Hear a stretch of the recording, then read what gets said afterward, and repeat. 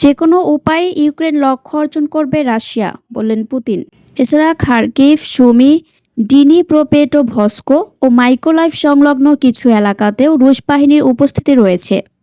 যুদ্ধ যখন একটি গুরুত্বপূর্ণ সন্ধিক্ষণে পৌঁছেছে এবং মার্কিন প্রেসিডেন্ট ডোনাল্ড ট্রাম্প দ্রুত শান্তি চুক্তির জন্য চাপ দিচ্ছেন, সেই প্রেক্ষাপটে পুতিন দাবি করেন যে রাশিয়া সব ফ্রন্টেই অগ্রসর হচ্ছে।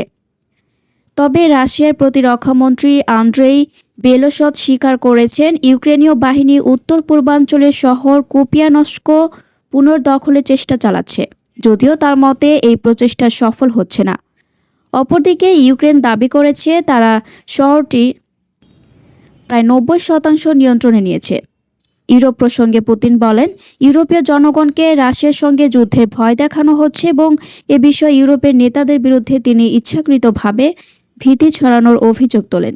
তিনি আরও বলেন, রাশিয়া ইউরোপের সঙ্গে যুদ্ধ চায় না, তবে যদি সেটি ইউরোপের পছন্দ হয় তাহলে রাশিয়া তার জন্য প্রস্তুত থাকবে।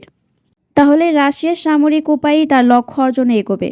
পুতিনের ভাষ্য অনুযায়ী সেক্ষেত্রে রাশিয়া তার দাবি করা ঐতিহাসিক ভূমি মুক্ত করবে এবং একই সঙ্গে ইউক্রেনে একটি নিরাপত্তা বাফার জোন তৈরি ও সম্প্রসারণের কাজ ধারাবাহিকভাবে চালিয়ে যাবে। বর্তমানে ইউক্রেনের যেসব অঞ্চলে রাশিয়া নিজের অংশ বলে দাবি করে তার মধ্যে ক্রিমিয়া সম্পূর্ণভাবে মস্কোর নিয়ন্ত্রণে রয়েছে।